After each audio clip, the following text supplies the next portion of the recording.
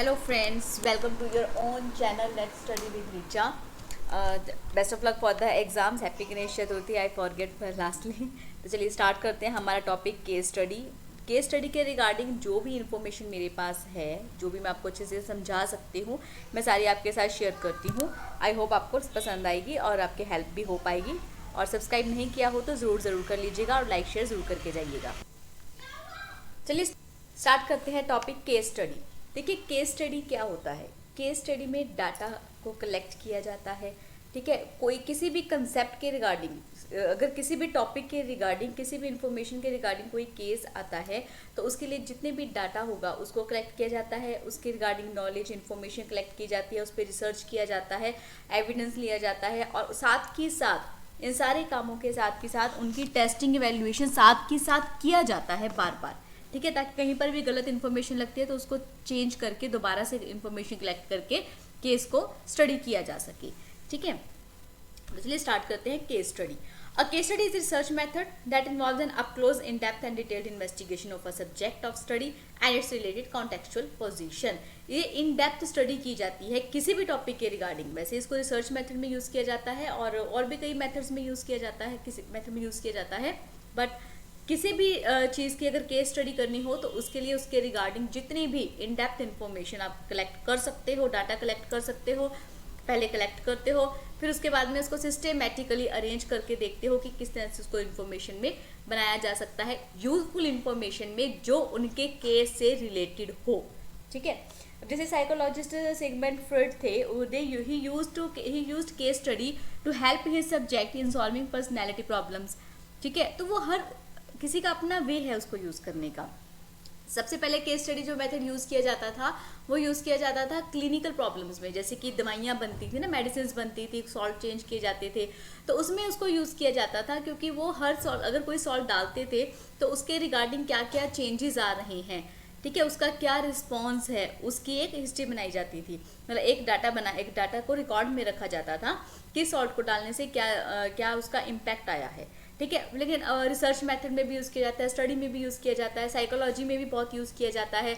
जैसे patients different type के आते हैं तो किसकी हिस्ट्री किसी से मैच कर जाती है, तो जो सॉल्यूशन उन्होंने पहले वाले पेशेंट के लिए यूज़ किए थे हो सकता है वो नेक्स्ट के लिए यूज़ हो जाए। तो केस स्टडी एक इन डेप्थ इन्फॉर्मेशन को कलेक्ट करना होता है, इसकी इन्वेस्टिगेशन किया जा सके।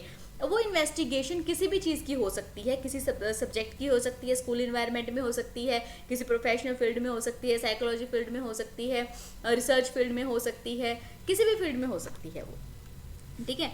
अ case study helps in bringing the understanding of a complex issue और ऑब्जेक्ट। एक कम्प्लेक्स इशू को समझने के लिए केस स्टडी किया जाता है, उसको छोटे छोटे पार्ट्स में डिवाइड किया जाता है, ठीक है। In simple words, case studies are in-depth investigation of one particular individual, group, time period or event. It can be applied on the single subject, small and large groups, a class within a school within a city or event. मतलब case study किसी भी topic के ऊपर की जा सकती है, but it should be useful obviously. So it can be used in school atmosphere as we are dealing in B.Ed, that is Department of Education. तो स्कूल इन्वायरमेंट में कैसे यूज़ किया जा सकता है केस स्टडी। देखिए मैंने एक एग्जांपल ली है, एक टीचर है, ठीक है, 3 स्टूडेंट्स हैं जो एक ही क्लास में बार बार फेल हो रही हैं, ठीक है।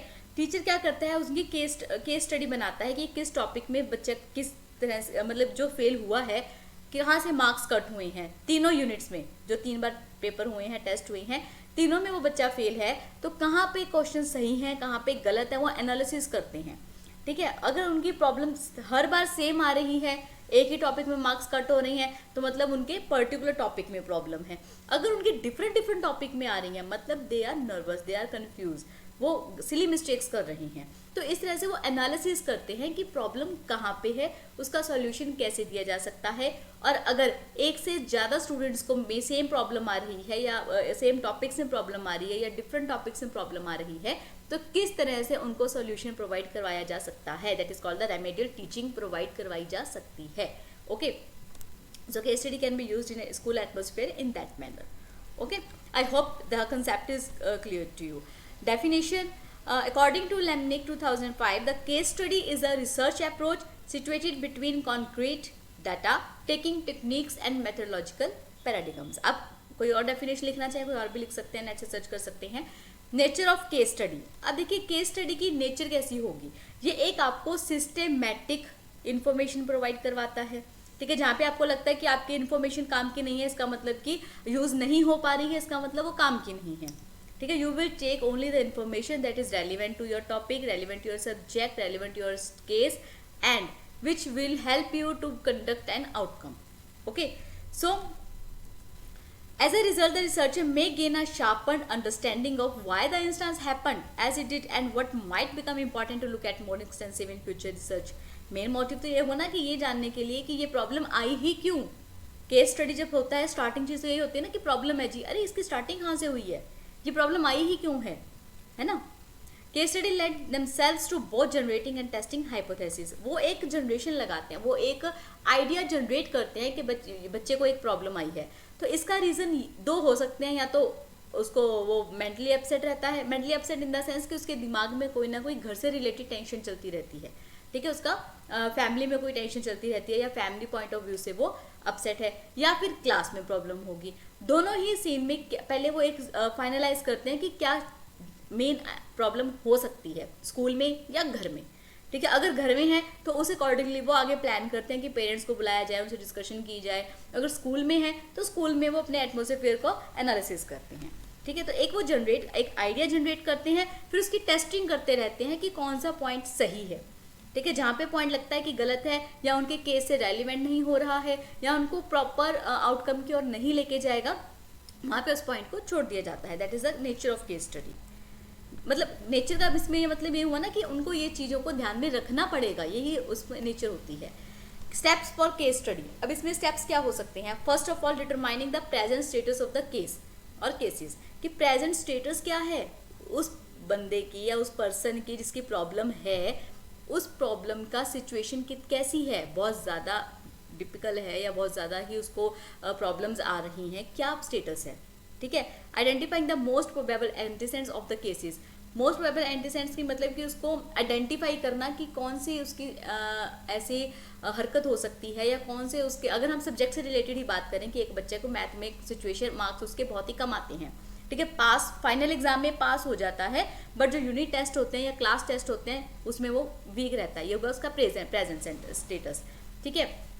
अब हम क्या करेंगे, जो यूनिट टेस्ट में वो फेल होता जा रहा है उसमें उसके मार्क्स कहाँ पे कट हो रहे हैं वो एनालिसिस करेंगे, ठीक है। वेरिफिकेशन ऑफ एंटीसेडेंट्स और हाइपोथेसिस, फिर आप उसको वेरीफाई करते हो, मतलब क्लास में छोटे छोटे क्वेश्चंस पूछते हो, क्वेश्चंस पुट करते हो कि जो उन्होंने एनालिसिस निकाला है कि इन टॉपिक्स में ही प्रॉब्लम है, तो वो बाकी क्वेश्चंस बाकी टॉपिक में से क्वेश्चन पूछते हैं कि वो कंसेप्ट उनके क्लियर हैं। ये मैं आपको एक एग्जांपल लेके बता रही हूँ कि स्टेप्स कैसे किए जाते हैं। पहले हम लोगों ने प्रेजेंट स्टेटस देखा कि बच्चे के कहाँ पे मार्क्स, कौन से सब्जेक्ट के मार्क्स सबसे ज़्यादा कम हुए हैं, फिर आइडेंटिफाई किया कि किस किस टॉपिक में कम मार्क्स आ रहे हैं, एक ही टॉपिक में बार बार आ रहे हैं या सभी टॉपिक में कम आ रहे हैं मार्क्स, कि फर्स्ट टेस्ट में 2 टॉपिक्स में क्लियर था और नेक्स्ट जो टेस्ट हुआ उसमें उन 2 में ही मार्क्स कट हो गए जिसमें कि फर्स्ट टाइम फुल आए थे, है ना। तो फिर उसको वेरीफाई करते हैं, डायग्नोसिस एंड रेमेडियल मेजर्स, फिर उसको डायग्नोसिस किया जाता है। देखिए इन स्टेप्स को आप अच्छे से समझ लीजिए बिकॉज ये बहुत इंपॉर्टेंट स्टेप्स हैं और आप according to the question answers को लिख सकते हो, कोई बहुत ज़्यादा डिफिकल्ट टॉपिक ही नहीं है। First of all you will determine the present status of the case, like we have taken the example of a student of any class that was having the problem in math subject, ठीक है। First उन्होंने class में मान लो कि 1 month के अंदर 4 test लिए हैं, ओके। फर्स्ट टेस्ट में 2 पार्ट्स में 2 क्वेश्चंस में उनके जो 2 टॉपिक थे उसमें फुल मार्क्स आए हैं। सेकंड टेस्ट में सेम टॉपिक में फुल मार्क्स आए, बट जो नया टॉपिक करवाया था उसमें मार्क्स कट हुए हैं, ठीक है। और जो थर्ड टेस्ट हुआ उसमें जो नया टॉपिक करवाया था उसमें मार्क्स जो थे फुल आ गए, जो पहले वाले 2 में थे उसमें से एक में बिल्कुल ही 0 मार्क्स आए हैं। तो जैसे वो आइडेंटिफाई करते हैं प्रॉब्लम्स को, फिर उसको वेरीफाई करते हैं क्लास के अंदर। क्लास के अंदर वेरीफाई कैसे करेंगे कि जिस टॉपिक में बच्चे के फुल मार्क्स आए थे उसमें से क्वेश्चंस पुट करेंगे और जिसमें से फुल मार्क्स नहीं आए थे उसमें से करेंगे कि बच्चे को कंफ्यूजन तो नहीं हो रही है, ठीक है। अगर कंफ्यूजन हो रही है तो उसके लिए उसको रेमेडियल मेजर्स प्रोवाइड करवाए जाएंगे। कंफ्यूजन नहीं भी है, टॉपिक समझ में नहीं आ रहा, डिफिकल्टी लग रही है या जो भी प्रॉब्लम है आ रही है उसको डायग्नोस करके उसको रेमेडियल मेजर्स प्रोवाइड करवाए जाएंगे। अब ये मैंने एक सब्जेक्ट के लिए लिया है, यही हर टॉपिक में होता है, हर कंसेप्ट में होता है, चाहे आप कोई भी ले लीजिए, चाहे वो रिसर्च का हो, साइकोलॉजी का हो, उसमें भी यही स्टेप्स आते हैं, ठीक है, follow up of the case और केसेस, फिर आप उसको फॉलो अप करते रहते हो कि वो प्रॉब्लम उनको दोबारा तो नहीं आ रही है, ठीक है। Next is ways of case studies, क्या क्या वेज हो सकते हैं, writing analysis of case study, panel of experts, analysis of similar case study and cross examination. ये वैसे आपके टॉपिक में है नहीं, अगर हो तो मुझे बता दीजिएगा, मैं इसकी डिटेल एक्सप्लेनेशन भी बना दूंगी, ठीक है। मिसकंसेप्शन अबाउट केस स्टडी, देखिए ये एक, इसके लिए आपको स्पेसिफिक क्वेश्चन नहीं होगा, बट ये एक इम्पॉर्टेंट कंसेप्ट है इस पूरे केस स्टडी का, कि मिसकंसेप्शन अबाउट केस स्टडी, अगर आपको क्वेश्चन में नहीं भी पूछा जाता स्टिल आपको ये चीज़ लिखनी चाहिए, ठीक है। मिसकंसेप्शन क्या है कि यहाँ पे कुछ मिसकंसेप्शंस लगाई जाती हैं केस स्टडी के रिगार्डिंग, वो क्या है। Generally theoretical knowledge is more valuable then concrete practical knowledge, because one cannot generalize on the basis of an individual case and therefore the case study cannot contribute to scientific development। ऐसा नहीं है कि आपने theory book पढ़ ली और हो गया। जैसे मुझसे बच्चे पूछते हैं कि मैम हमें इसके नोट्स प्रोवाइड कर दो, अरे नोट्स में तो आपको सिर्फ एक रिटन लाइन मिलेगी, बट उस लाइन के पीछे के जो 10 पॉइंट्स है वो आप कैसे करोगे, है ना। तो थ्योरेटिकल नॉलेज वैल्यूएबल होती है, बट प्रैक्टिकल नॉलेज से भी बहुत ज़्यादा इन्फॉर्मेशन मिलती है, एक्सपीरियंस से भी बहुत ज़्यादा इन्फॉर्मेशन मिलती है, ठीक है। Case study is more useful for generating hypothesis, case study को आपको बहुत ज़्यादा हेल्पफुल हो जाते हैं, आप पहले वाले केसेस को पढ़ते हो तो आपको हिंट मिलते रहते हैं किस तरह की प्रॉब्लम्स आई थी, है ना। Case study may affect the bias tendency toward verification, it means a tendency on the basis of specific case study, कि आपको हर, ऐसा नहीं कि हर केस में सिमिलैरिटीज़ मिलेंगी या हर केस में आप, हर केस आपको डिफरेंट ही मिलेंगे, ठीक है। तो ये कुछ मिसकंसेप्शंस हैं। यूटिलिटी और benefits of case study, it turns client observations into usable data, जो ये क्लाइंट को ना, जो जैसे आपको बता दिया कि जी मुझे तो ये प्रॉब्लम आ रही है, इस सब्जेक्ट में प्रॉब्लम आ रही है, ठीक है, और आपको अगर उस सब्जेक्ट का सॉल्यूशन प्रोवाइड करवा दिया जाए तो केस सॉल्व हो गया, है ना। It turns opinion into face, it is relevant to all parties involved, कि जो आप किसी भी केस को सॉल्व कर रहे हो, कोई भी प्रॉब्लम को सॉल्व करवा रहे हो, तो उसमें वही टॉपिक, वही चीज़ें, आप वही डाटा लोगे ना जिससे कि आपको सॉल्यूशन मिलने में हेल्प हो। ऐसा तो नहीं है कि फिफ्थ क्लास का पीरियड चल रहा है, 5th क्लास में टीचर लेक्चर ले रहा है और उसी क्लास में मैडम ने 8th क्लास के बच्चे को बुला लिया, तो कोई यूज़ ही नहीं है वहाँ पे, है ना। It uses a number of different research methodology, इसमें डिफरेंट टाइप के मेथड्स यूज़ किए जाते हैं, ठीक है, according to the demand of the time, according to the problem, different methods को चेंज किया जाता है, ठीक है। जैसे उन्होंने कोई और सोचा हो मेथड कि जी हम तो कोई एक मेथड को यूज़ करते आए हैं, बट कोई प्रॉब्लम ऐसे आ गई जिसमें वो मेथड का कोई यूज़ ही नहीं है, then they will change the immediately. It can be done remotely, yes, इसको दूर से भी किया जा सकता है, बिकॉज आप पहले क्लास में एनालिसिस करते हो, फिर बाद में फ्री होकर आप बैठते हो, जब तब आप उन चीज़ों को लिखते हो जो आपने एनालिसिस किया है, कि उस टाइम पे बच्चे का फीडबैक क्या था, बच्चा नर्वस था, क्या प्रॉब्लम आ रही थी, कब उसने किस तरह का रिएक्शन दिया था, ठीक है। इट इज़ इनएक्सपेंसिव, इसमें कुछ एक्सपेंस तो होता नहीं है, इसमें जितना एक्सपीरियंस होगा, जितने केस स्टडीज़ वो करेंगे उतनी उनको हेल्प होगी। It is very accessible to readers obviously. So there are some disadvantages of case studies also, like it can have influence factors within the data, कुछ influence भी हो सकता है, जैसे कि अगर आप डाटा, कोई आपके पास केस आया है, ठीक है, आपको कोई पास कोई प्रॉब्लम आई है, तो आप एक कंसेप्शन लगा लेते हो कि इस बच्चे को इसमें प्रॉब्लम आ रही है, तो इसका मतलब ये इसमें वीक ही है, इसको जितना भी हम सोल्यूशन प्रोवाइड कर दें ये सब्जेक्ट में तो वीक ही रहेगा, है ना। So it takes longer to analyse the data and to collect the data, तो इसमें कुछ टाइम लग जाता है, क्योंकि आपको वो डाटा रखना होता है जो आपको सोल्यूशन प्रोवाइड करे, ठीक है। जैसे हम कहें कि अगर आपको मैथ में कोई सब्जेक्ट है, अगर आपको लॉगरिथमिक निकालना है, तो जितने आपको लॉग की टेबल, वो लॉगरिथमिक टेबल जो बुकलेट मिलती है, अगर आपके पास वो नहीं होगी तो आप किसी भी नंबर का इजीली जल्दी नहीं निकाल सकते, अदरवाइज आपको लर्न करना पड़ेगा, है ना। It can be inefficient process, it can be, it requires a small sample size to be effective.